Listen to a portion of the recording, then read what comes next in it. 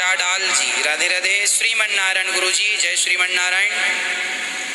गुरु जी अगर गले में भगवान का लॉकेट पहने तो क्या उसे पहनकर स्नान घर जा सकते हैं? हाँ जी, पहनकर जा सकते हैं, कोई बुराई नहीं, भगवान है साथ में। वैसे भी तुम लॉकेट वॉकेट भले ना पहनो, भगवान तो भीतर रहती हैं ना 24 घंटे, वो तो चाहती है तुम कहीं भी जाओ। एक आदमी था, वो बड़ा भगत था, रोज सीताराम सीताराम सीता दिन रात जपे।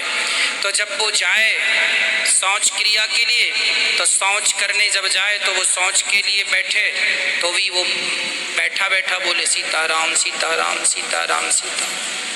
एक दिन हनुमान जी ने देख लिया तो हनुमान जी ने एक मुटिका दिया मुंह में, क्यों रे यही जगह मिली है राम राम जपने के लिए, एक दिया मुंह में। और जब हनुमान जी राम जी के पास गए तो राम जी अपने मुंह में मलहम लगा रहे थे, सूजा था राम जी का मुंह। हनुमान जी बोले प्रभु आपके मुंह में क्या हुआ? राम जी ने कहा पहले मारते हो बाद में पूछते हो। अरे हमने आपको कहाँ मारा? अरे हमें नहीं मारा, उस भगत को तो मारा था, बेचारा हमारा भजन करता है दिन रात, हम तो उसी के हृदय में रहते हैं, उसको मारा वो तो मर ही जाता, वो तो अच्छा है मैं पहुंच गया, मैंने सहन कर लिया। भगवान ने कहा हनुमान मेरा नाम कोई कभी भी ले, शौच करते हुए भी तुम सीताराम सीताराम बोलो तो भी तुम्हारा कल्याण है।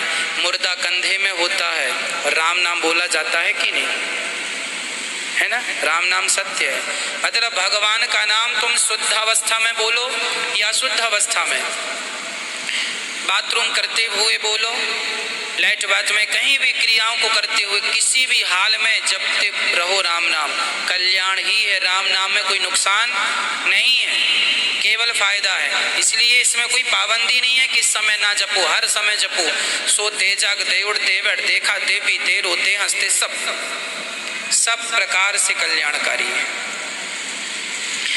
प्रज्ञा जी राधे राधे। गुरु जी बहुत पुरानी रामायण है, उसका हम क्या करें? रामायण है संभाल के रखो, पुरानी चीजें तो और कीमती होती हैं।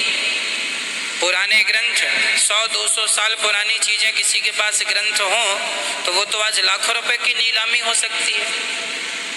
आपके पास हो तो बताइएगा। 200 साल पुराने ग्रंथ हस्तलिखित वो तो 10-10 लाख के बिक जाएंगे, पर संभाल के रखना चाहिए सब चीजें। पूज्य यशोदानंद ठाकुर जी, सुखदेव जी का जन्म कहाँ लिखा है? भागवत जी में लिखा है, तत्रा भवद भगवान व्यासपुत्रो यदक्षयागामट मानो नपेक्षा अलक्षलिंगो निजलाभ तुष्टो व्रतश्च बालैरवधूत वेश। भागवत जी में लिखा सुखदेव जी का जन्म हुआ और जन्म लेते ही चल पड़े यम प्रजंत मनोपेतम अपेत कृत्यम, ये जन्म का ही श्लोक है। जतिन कश्यप जी, हनुमान जी का नाम द्वादश भागवत में क्यों नहीं आता? हनुमान जी का नाम अमर लोगों में आता, चिरंजीवियों में। द्वादश भागवत जी में भी देखना पड़ेगा, भी हमें विस्मरण है, देखकर हम स्पष्ट कर देंगे। जहाँ तक हमें स्मरण है कि आता है, अब हम देखकर आपको कन्फर्म करेंगे।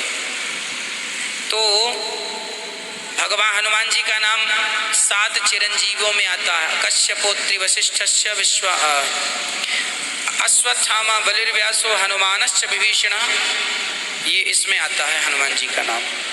विकास पांडे जी राधे राधे। महाराज जी, श्री कृष्ण भगवान ने माता यशोदा को छोड़कर, को वृंदावन में छोड़कर द्वारिका क्यों चली गई?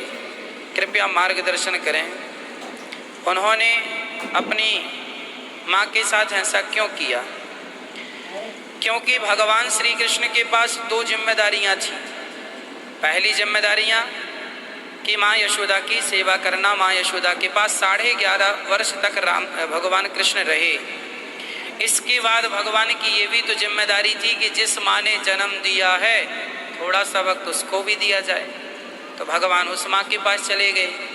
उस माँ के यदि यशोदा के पास रहते तो भगवान जिसके लिए जन्म लिए थे, कंस को मारना, दुष्टों का संहार करना, फिर वो लीलाएं कैसे होती। तो भगवान एक समय निश्चित था, इस समय तक रहना, उस कार्यकाल में पूरे काम करने थे, इसलिए भगवान को माँ यशोदा को छोड़कर जाना पड़ा। और माँ यशोदा के हृदय में भगवान थे। भगवान श्री कृष्ण माँ यशोदा को छोड़े नहीं। एक रूप में यदि भगवान यहाँ से गए थे तो एक रूप में माँ यशोदा के पास ही थे, है ना। भगवान जैसे गोपियों के हृदय में भगवान थे, माँ यशोदा के भी हृदय में प्रकट थे भगवान। ये भगवान के दिव्य परिकर हैं। ये भगवान यशोदा कोई सामान्य स्त्री नहीं है, स्वयं भगवान के दिव्य परिकर हैं, जिनका भगवान से कभी वियोग हो ही नहीं सकता। ये तो एक लीला के लिए ये लीला रची गई थी। राम पचौली जी, गुरु जी, घर में पीपल का होना अच्छा है या बुरा है? पीपल का होना तो अच्छा है, पर बहुत बड़ा पीपल हो जाए घर के भीतर तो उसकी जड़ों से आपकी नींव कमजोर ना हो जाए, इसलिए लोग पीपल से थोड़ा दूर घर बनाते हैं। पर घर की छाया, पीपल की छाया यदि घर में पड़ रही है तो वो घर अति उत्तम ही है, उसमें कोई नुकसान नहीं है। लोगों ने ऐसी अवधारणाएं बना रखी हैं कि पीपल के नीचे घर नहीं होना चाहिए, ऐसा नहीं है। पीपल हमेशा कल्याणकारी ही है, नुकसान नहीं। मेघा गुप्ता जी, शूद्र के घर में ब्राह्मण पूजन क्यों नहीं करते? यदि शूद्र चाहे तो स्वयं अपने घर में ब्राह्मण को बुलाए और स्वयं पूजन कर ले, इसमें कोई मनाही थोड़ी है, बुलाए। रैदास भक्त जी के यहाँ ब्राह्मण जाते थे, साधु जाते थे तो